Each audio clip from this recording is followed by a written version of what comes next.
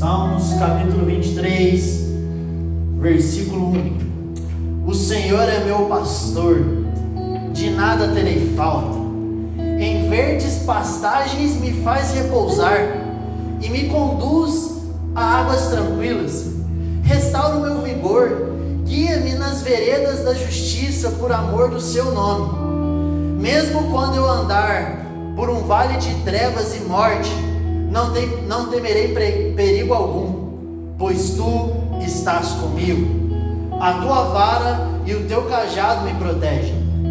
Preparas um banquete para mim. Eu vou repetir.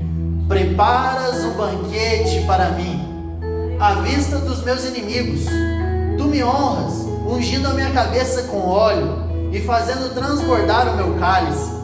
Sei que a bondade e a fidelidade me acompanharão todos os dias da minha vida, e voltarei à casa do Senhor enquanto eu viver. O Senhor é o seu pastor? O Senhor é o meu pastor. E mediante esse texto eu queria falar um pouco sobre o pastoreio de Jesus. Porque existe o venha a mim, venha após mim e ide.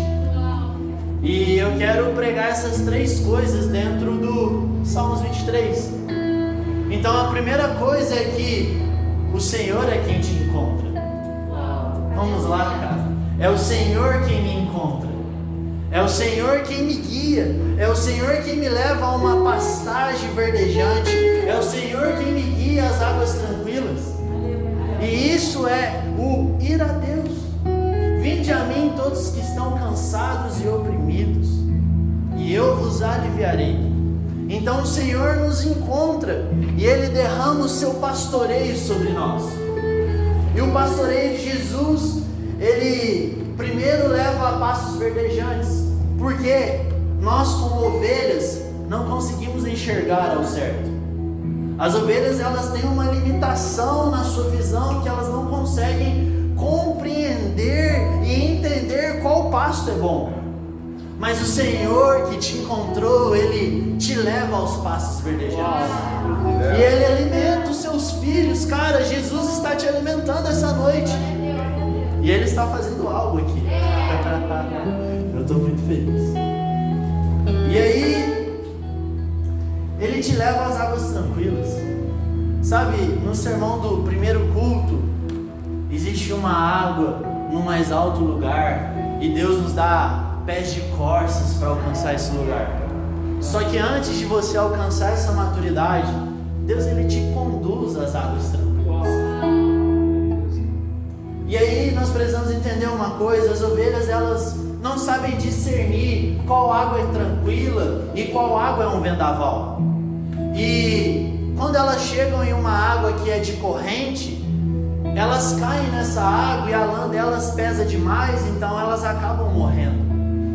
Mas o Senhor, quando Ele te encontrou, Ele te conduziu a águas tranquilas, a águas que não vão te afogar, a águas que não vão pesar a sua lã. E então nós enxergamos no pastoreio Jesus nos conduzindo e nos alimentando. Ele está chamando a gente para Ele. Ele pega o cajado que tem uma ponta assim, e Ele te puxa para perto dele, e Ele leva o cajado dele. Sabe por quê? As ovelhas não têm garras para se defender dos seus predadores. As ovelhas não têm veneno. As ovelhas são muito frágeis aos seus predadores. Mas o pastor, ele está com o cajado, e toda vez que chega um predador, ele espanta o predador com o seu cajado, e ele com a vara traz você para perto. Então você é pastoreado por Jesus. E quando eu tenho Jesus como meu pastor, de nada eu tenho falta. Uau, será que você pode vibrar? Eu estou pregando o Evangelho para você, só que eu acabei de pregar a primeira parte, e eu quero que você saia daqui se sentindo muito muito amado, se por alguma ocasião você está abalado, você está perdendo Jesus de vista, ou você está tentando se alimentar e não consegue, ou de certa forma algum predador espiritual está roubando o seu coração, Jesus me enviou hoje para dizer, cara, Ele está te guiando às pastagens. Jesus, Ele está te guiando a pastos verdejantes, para você beber as águas tranquilas. Só que nós oramos no início que nós vamos seguir o Cordeiro aonde quer que Ele for. E o pastoreio é alimento. O pastoreio é Jesus nos encontrando. Jesus te encontrou essa noite, cara. Jesus, Ele está aqui, Ele está te encontrando, Ele está te alimentando, e Ele está fazendo com que você cresça. Só que o Evangelho não acaba aí. Não é apenas me alimentar e glória a Deus. Não. Nós dissemos que nós iríamos seguir o Cordeiro onde quer que Ele fosse. E aí depois que o Senhor nos encontra, e Ele nos alimenta, Ele dá uma estatura, Ele nos chama para o discipulado. Então agora já não é mais um pastoreio, mas sim um discipulado. E o que é melhor, o discipulado ou o pastoreio? Nenhum dos dois. O evangelho completo começa no pastoreio, passa pelo discipulado. O problema é que às vezes nós somos encontrados por Deus e nós comemos da pastagem verdejante, nós nos desenvolvemos, mas nós paramos por aí. Existe um propósito pelo qual Jesus te encontrou e te alimentou. E então agora é o vinde após mim. Se alguém quer vir após mim, negue-se a si mesmo, tome a sua cruz e siga-me. Só que seria muito bruto se eu chegasse em você e dissesse isso. Mas antes disso tudo, foi o Senhor quem te encontrou. Você estava sentado na coleteria lá dos impostos, mergulhado nos seus pecados, e Jesus olhou penetrante nos seus olhos e falou: vem, porque o bom pastor te encontrou. Uau! E aí você está entusiasmado, você está apaixonado, você está alimentado pelo pastor. Mas então ele fala: quem quer vir após mim? Então agora não é o Senhor quem está te encontrando, agora Ele está perguntando: você quer vir após mim? Eu quero seguir o Cordeiro onde quer que Ele vá. Então tome a sua cruz e siga. Porque se a gente olhar para Salmos 23, a gente vai perceber que a ovelha começou em pastos verdejantes com o seu pastor, mas o seu pastor foi para o vale da sombra da morte. Porque o texto diz: ainda que eu passe pelo vale da sombra da morte, eu não temerei. Por quê? Porque tu estás comigo. Opa, será que Jesus já saiu do pasto verdejante e foi para o vale da sombra da morte e você continua no mesmo lugar? E Ele não força, é voluntário. Quem quer vir após mim? Eu já não estou mais no pastoreio, eu estou passando pelo vale da sombra da morte. E quando nós olhamos aqui, existe uma fazenda em Salmos 23, aonde começa no pasto e termina na mesa. Só que entre o pasto e a mesa existe um matadouro. Não tem como eu chegar e sentar na mesa se eu não passar pelo matadouro.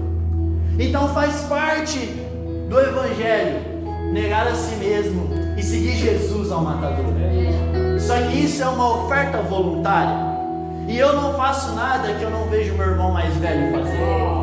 Então Jesus não disse assim: pegue a sua cruz e morra. Não, Ele falou: pegue a sua cruz e vem comigo, porque eu também vou morrer nela voluntariamente.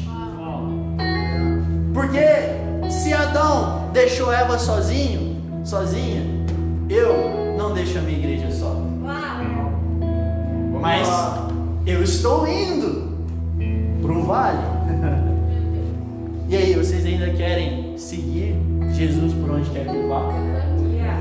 E aí então, depois de Ele ter me alimentado, me protegido, cuidado de mim, Ele me guia, porque agora eu cresci. Mas tem um propósito pelo qual eu fui cuidado e cresci. É alimentar a mesa. Então é necessário um matador. E por que eu preciso ser discipulado após Jesus? Porque o matador vai pegar a minha cruz. E na cruz vai morrer o império do eu. Porque eu quero que vocês entendam uma coisa. Quando eu quero conjecturar Salmos 23 com o povo do Egito, Jesus foi lá e tirou por mão poderosa o povo do Egito. É o Senhor quem nos encontra. Uau, vamos lá.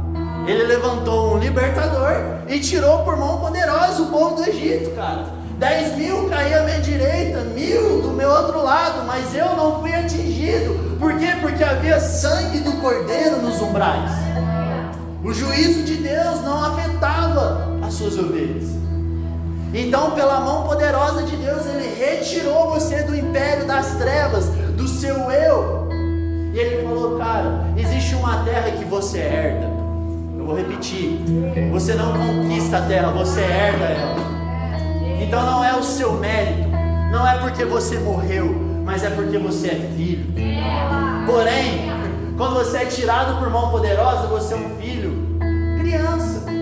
Mas no vale da sombra da morte ou no deserto, você se torna a estatura de Cristo. E o Filho de Deus é uma oferta derramada.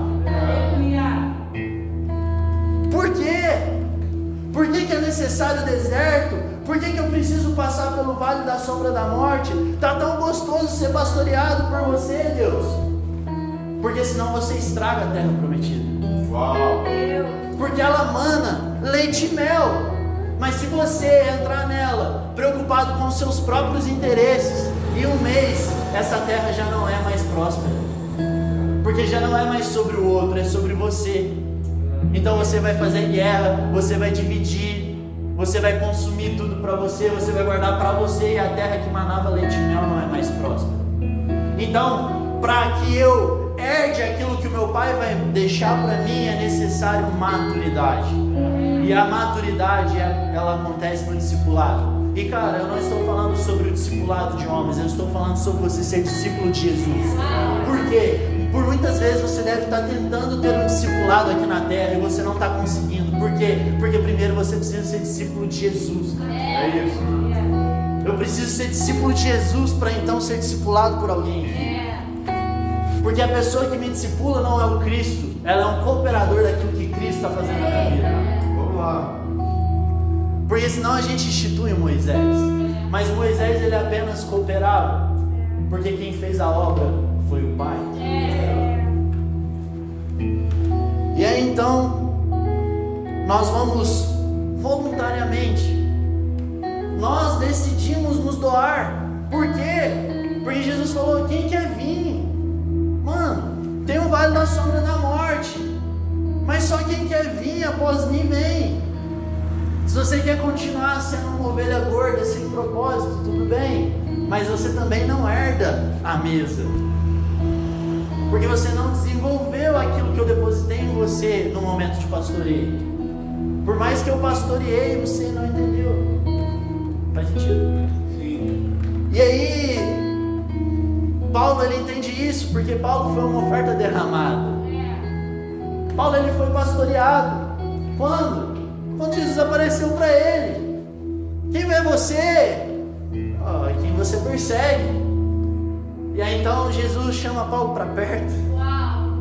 Só que depois ele fala, Paulo, quer vir após mim? E aí Paulo voluntariamente, racionalmente, ele é uma oferta derramada.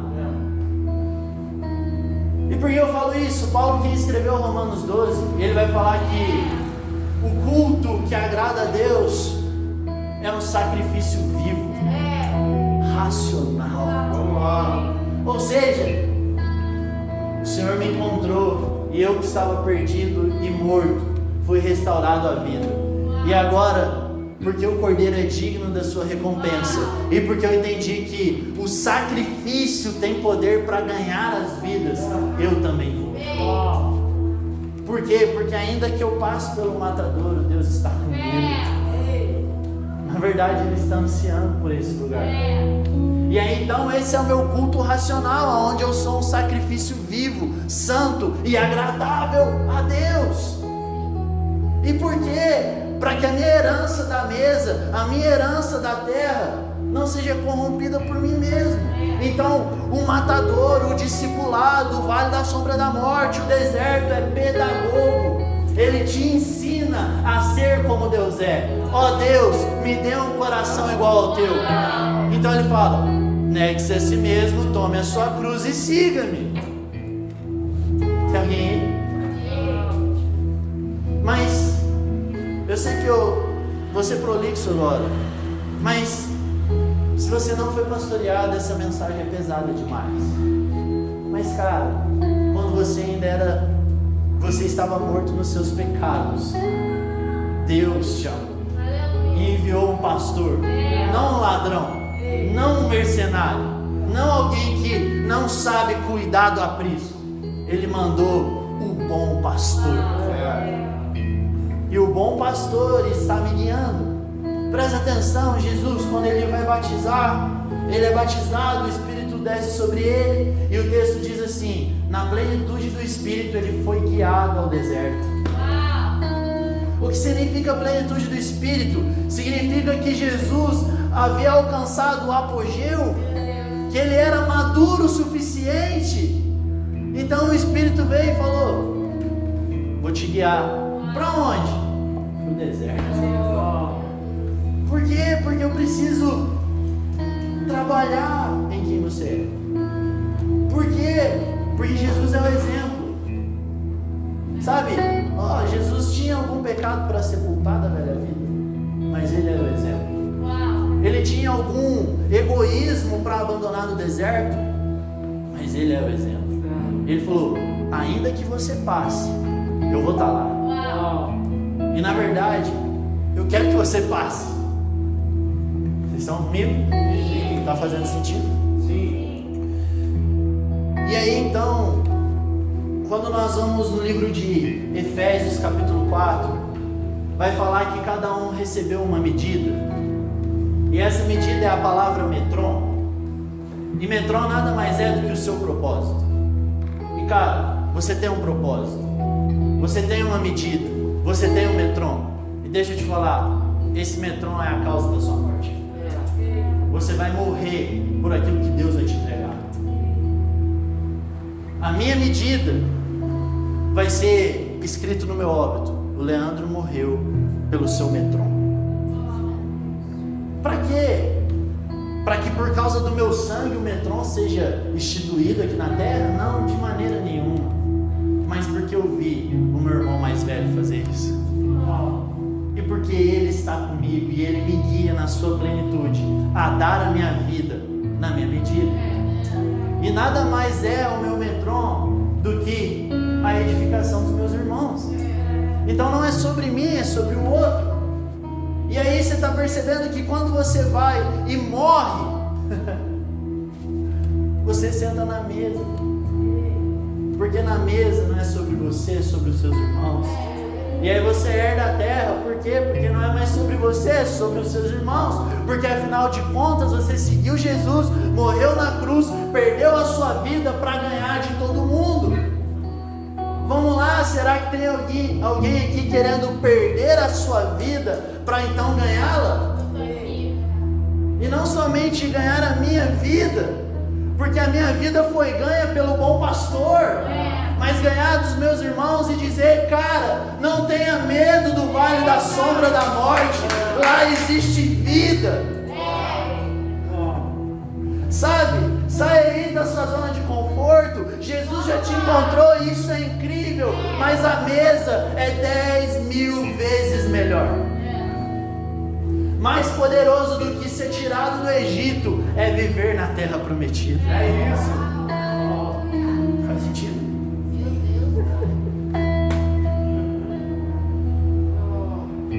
E aí então nós chegamos no reino, porque afinal de contas o reino é uma mesa, as bodas do Cordeiro. Só que na mesa, o que a gente aprendeu na mesa?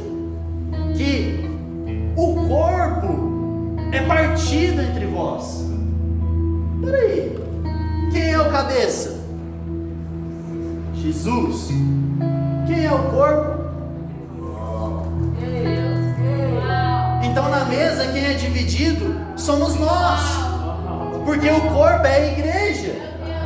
Cristo é o cabeça, o corpo é a igreja, e o corpo é dividido. Então você é dividido entre o outro, e entre o outro, e entre o outro. O problema de 1 Coríntios 11 não era a falta de entendimento do corpo de Cristo, mas era a falta de comunhão entre os irmãos. Porque a pedagogia da ceia não é mais sobre você, Andrei, mas é sobre o seu irmão. Então por que às vezes o culto faz mal e a ceia mata? Por quê? Porque você não passou pelo vale da sombra da morte. Você está chegando lá inteirão e falando: põe aí a mesa na presença dos meus inimigos. Sabe quais são esses inimigos? O seu império do eu, o seu orgulho, a sua desconfiança, o seu individualismo. Você que pediu, lembra que eu orei? Preparas a mesa. Peraí, agora não é Jesus. Jesus te encontrou, Jesus te levou para o vale, e agora você quem pede: preparas a mesa, porque agora eu já estou morto. Prepara, porque agora eu vou alimentar os meus irmãos. Então Jesus fala: então ide. Então ide. Agora você vai. Por quê? Porque agora você já cresceu, agora você já morreu, e agora a sua vida não importa mais. Então vai e alimente os seus irmãos. E aí, olha que legal, me honras com teu óleo. Cara, Jesus ainda pega um olhinho e derrama assim em você, para você alimentar o seu irmão. Então a minha honra é o óleo que Deus me dá, porque eu estou servindo meu irmão. Vamos lá, alguém. Eu não sei qual é a minha medida, eu não sei qual é o meu propósito, eu não sei porque eu não sou um ungido de Deus. Cara, porque você ainda não morreu. Porque quando você morrer, você vai falar: preparas a minha mesa. E então Jesus vem com óleo e te unge. Para quê? Para que seu cálice transborde sobre os seus irmãos. Porque, meu amigo, é sério que você pensava que aqui existe inimigo? Se você ainda tem algum inimigo de carne e osso, meu amigo, vamos voltar no vale da sombra da morte.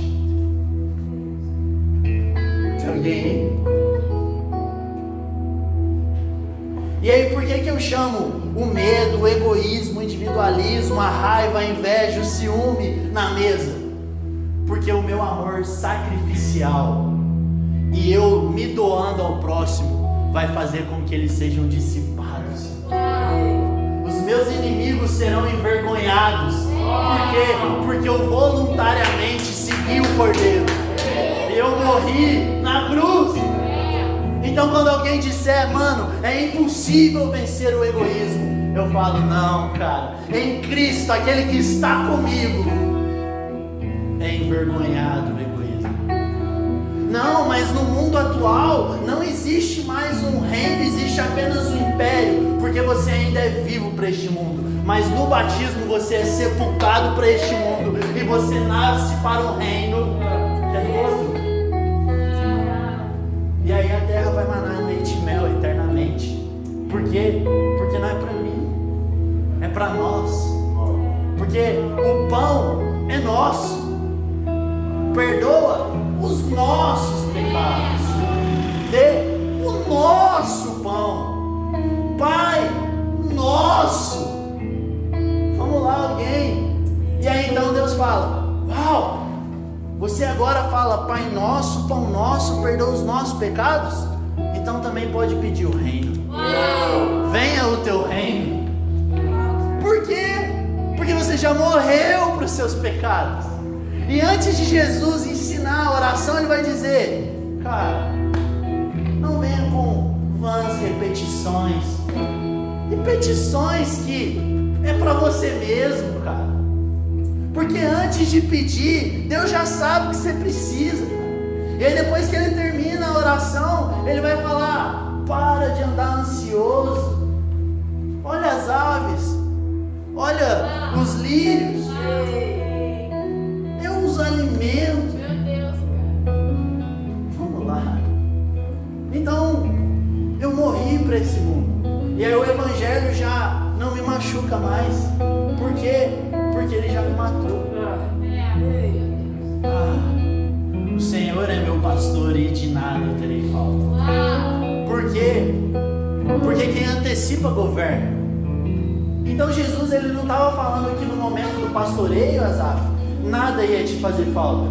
É que ele já sabia que no pastoreio você passaria pelo discipulado, então você ia para um reino totalmente modificado, e lá ia manar leite e mel eternamente. Então ele falou: se eu sou o seu pastor, de nada você terá falta. Agora, se eu não sou o seu pastor, eu sou um bezerro de ouro, você vai ser uma ovelha gorda, e aí nem as águas tranquilas vão ser o suficiente para te salvar. Vamos lá, tem alguém aí, cara? Então nós precisamos nos dividir entre nós, alimentando o nosso próximo. E muitas das vezes a gente entendeu que o nosso próximo é quem está do lado aqui, né? O Gabs é meu próximo. Por quê? Porque ele está aqui pertinho, né? Ama o seu próximo. Vou amar os caras aqui, ó. Não. Próximo fala sobre formar o seguinte. Então eu não escolho quem é meu próximo, eu formo alguém. Então ame o seu próximo como Jesus, que eu vou formar alguém assim como eu te formei. Isso é o discipulado. Esse é o reino. E eu não vou formar pegando a faca e querendo cortar a Aninha. Eu vou pastorear ela. Então eu vou falar: agora, se você quer vir, negue-se a si mesmo e morra. Eu estou amando o meu seguinte e formando ele. Vamos lá, tem alguém?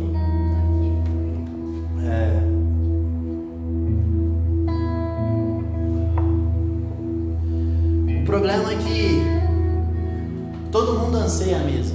Todo mundo quer sentar na mesa, cara. Todo mundo quer chegar dentro de casa, sentar na mesa com o Senhor, participar das bodas do Cordeiro. Mas, se você não morrer para o seu individualismo, não existe mesa para você. Porque senão você vai chegar na mesa e vai olhar debaixo dela as imperfeições dos seus irmãos. Mas sabe por que seus irmãos estão imperfeitos? É porque eles foram mortos, né?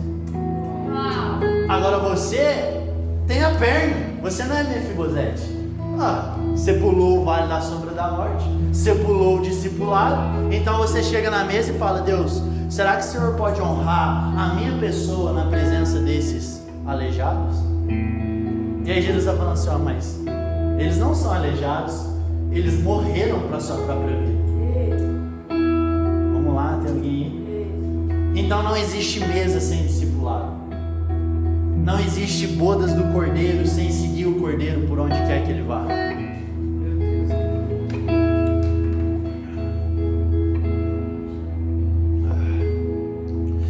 E aí, existe uma marca. A gente está caminhando para o final, mas eu quero que você dobre a sua atenção agora. Porque, se você percebeu, é necessário uma marca para sentar na mesa. Uma marca não que alguém fez em mim, mas eu decidi passar por essa marca. E se a gente olhar na história da Bíblia, essa marca vai ser a circuncisão. E a circuncisão nada mais era do que um corte. Beleza? E agora eu quero que você preste atenção. O corte foi instituído antes de entrar na terra. Então o que aconteceu em Josué, depois que eles saíram do deserto, prestes a entrar na sua herança, Jesus falou: circuncida, porque é necessário cortar para entrar. E aí presta atenção, a circuncisão, a diferença da circuncisão para ser castrado é 2 centímetros. Então presta atenção no que aconteceu naquele dia. Os homens estavam confiando a sua intimidade na fidelidade do outro, porque por 2 centímetros você era castrado e não circuncidado. Então havia uma confiança na voz de Deus e uma confiança no próximo, aonde eu dava a minha intimidade para a fidelidade do outro. Então ali eles estavam morrendo no vale da sombra da morte, para eles tomarem a terra por herança e dividir igualmente. Vamos lá. E aí a marca continua, mas não exterior. Paulo vai dizer, porque nós somos circuncidados de coração. E aí, meu amigo, o discipulado já cortou o seu coração. O discipulado já te levou para um lugar onde você morreu para você mesmo, perdeu a sua vida e confiou a sua intimidade na fidelidade de Deus para que Ele circuncidasse o seu coração, cara. Vamos lá, tem alguém circuncidado de coração aqui? Será que tem alguém com o sangue do cordeiro nos umbrais do seu coração? Porque o Egito é uma tipificação para hoje. Então ainda existe a circuncisão, e a circuncisão é o discipulado. E não comigo, com Cristo, cara. E não eu falar o que você quer ouvir, mas eu te conduzir para o matadouro, cara. Por quê? Para você herdar as bodas do cordeiro. Então o estilo de vida Maranata é o estilo de vida de homens e mulheres de coração circuncidado, que morreram para o seu eu diariamente. Por quê, cara? Talvez essa mensagem está perfurando seu coração essa noite, glória a Deus por isso. Mas semana que vem, o seu velho homem vai gritar de novo. Então você vai pegar a faca e vai cortar o seu coração novamente. Por quê? Porque não vivo mais eu, mas Cristo vive em mim. Uau! O Senhor é meu pastor e de nada terei falta. E aí eu queria ir com você em Deuteronômio 11, 29. Deuteronômio capítulo 11, versículo 29. Tá gostosinho, gente? Amém. Deuteronômio capítulo 11, versículo 29. Amém? Quando o Senhor, o seu Deus, os tiver levado para a terra, da qual vão tomar posse, vocês terão que proclamar a bênção no monte Gerizim e a maldição no monte Ebal. Uau, o que está acontecendo aqui? Uau, vocês vão ser circuncidados. E aí, antes de tomar posse, vai haver um discurso. E aí vai subir uma galera para o monte Gerizim e vai haver um discurso das bênçãos. E vai subir uma galera para o monte Ebal e vai ter os discursos das maldições. Por quê? Porque existe um contrato em que Deus assinou com você, e Ele é fiel e verdadeiro, e Ele não é um Deus que quebra aliança, e Ele firmou com você de que você e a sua família prosperarão, que vocês herdarão a terra, que vocês serão um povo e sacerdócio de Deus. Porém, Ele disse que se você negar o discipulado, negar morrer a si mesmo, não seguir Jesus, existe uma maldição. Só que Ele vai falar para Moisés o chamado quiasmo: eu coloco diante de ti a bênção e a maldição, porém, escolha a bênção. Vamos lá, ok? Você pode optar pela bênção. Então Jesus não é um carrasco. Ele já disse: eu escolhi te encontrar, eu te darei a terra por herança, porque eu propus no meu coração. Mas agora cabe a você. Existe a maldição se você não crê no meu amor, mas aqui, escolhe a bênção. E aí quando vai haver essa pronúncia antes de tomar posse, Ele fala: a bênção é em Gerizim, a maldição é em Ebal. Ebal significa terra sem vegetação, coração de pedra. Qual que é o problema das maldições? é que seu coração está petrificado e a palavra de Deus já não penetra. Porém, existe o Monte Gerizim, onde as bênçãos são anunciadas. E Gerizim significa corte. Jesus, ele está cortando o seu coração para imprimir as leis do Senhor no seu coração de carne.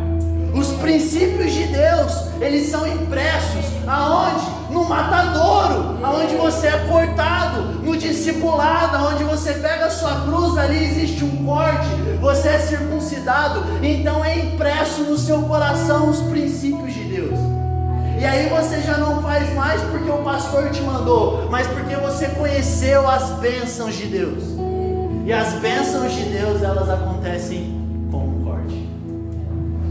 E aí, cara, nós estamos de frente à casa e à mesa. E existe o Monte Ebal e o Monte Gerizim. Para qual monte você vai subir? Qual é o caminho que você vai andar para chegar à casa? Então, só que nós cantamos hoje: você fez um caminho para mim.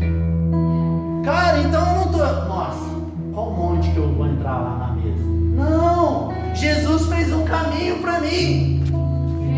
Então é só eu seguir o Cordeiro por onde quer que ele for. E ele foi a Gerizim, e ele foi cortado, e ele perdeu a sua vida para ganhá-la. Vamos lá, tem alguém? Jesus é o meu exemplo. Faz sentido, gente? Sim.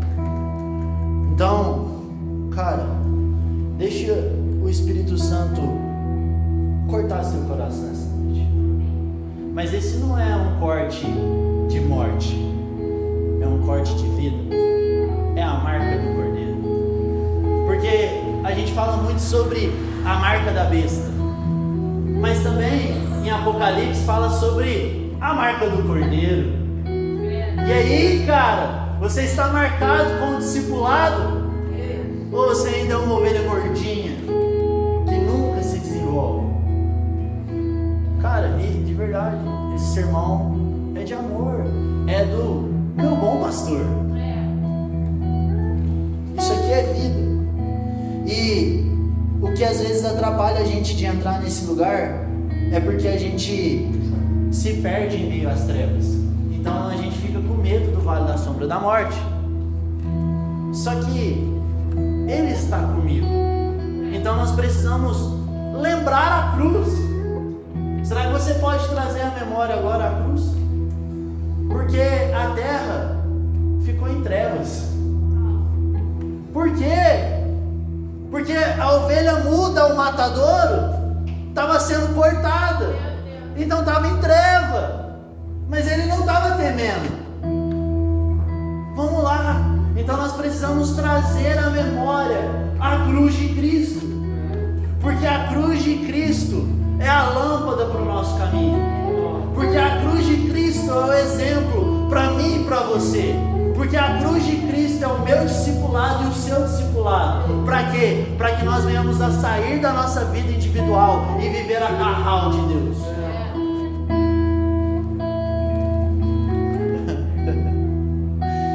E para eu terminar, eu quero até que você já fique de pé.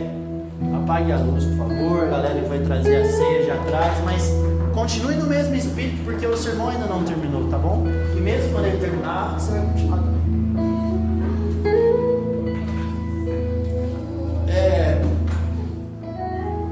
Para você entender que como a mesa é sobre o outro e como a mesa é para aqueles que morreram para si mesmo, e como a ceia agora não é sobre o ler, mas é sobre nós como um corpo, nós sendo divididos entre nós, nos doando a nós mesmos.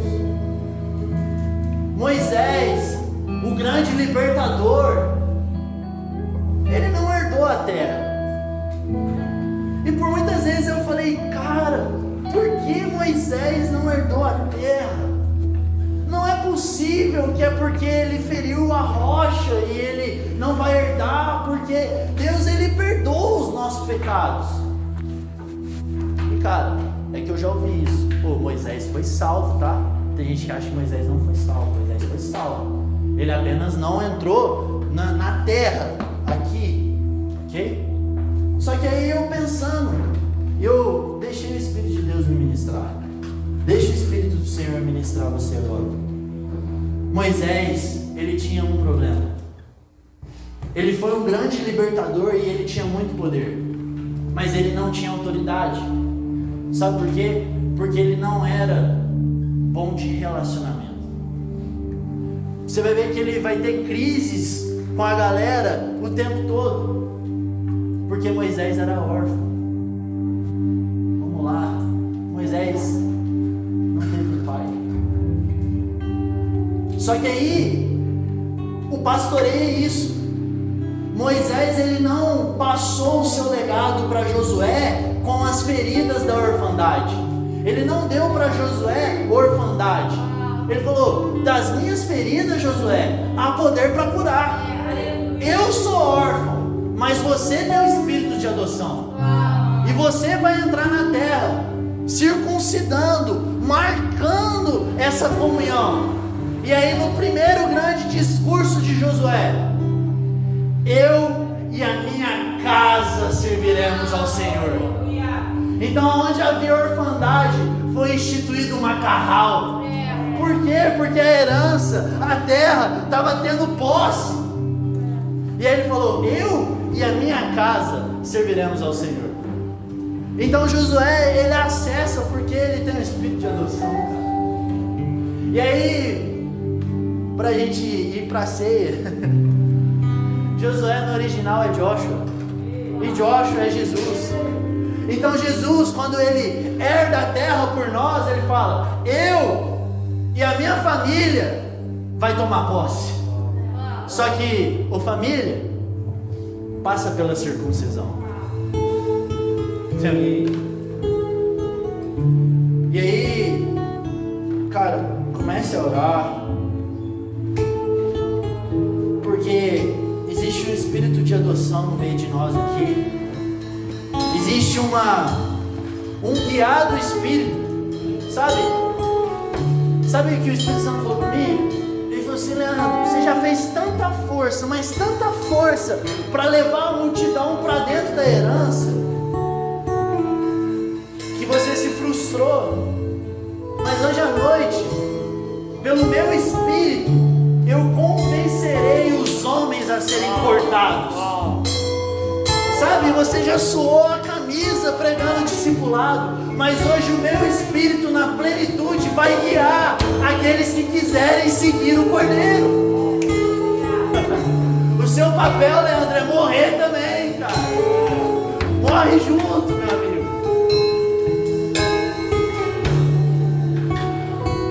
Então, vamos orar. Espírito Santo, o Senhor é o nosso bom pastor. O Senhor nos alimentou em pastos verdejantes. O Senhor nos guiou às águas tranquilas. Foi o Senhor quem nos encontrou. Ah, Jesus, é o Senhor quem nos encontra. Obrigado porque o seu cajado e a sua vara me protegem.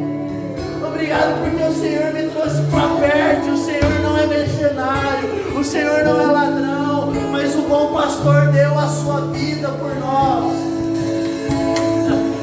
Mas depois de eu ter ido ao Senhor e descansado em Ti, eu quero seguir o Cordeiro. Eu quero ir após você, Jesus. Eu quero negar a mim mesmo, tomar a minha cruz diariamente e morrer. Então o meu grande clamor de um estilo de vida maranata hoje, Senhor, é: preparas uma mesa aonde eu serei a oferta.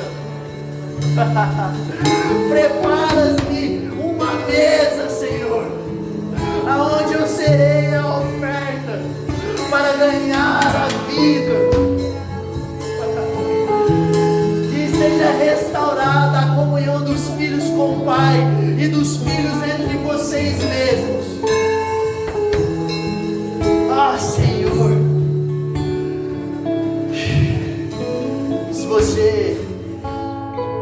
entendeu essa mensagem, o Espírito Santo está falando com você, cara, venha e pegue do pão e pegue do vinho, porque nós vamos sentar na mesa hoje, circuncidados de coração, maduros, herdando a promessa.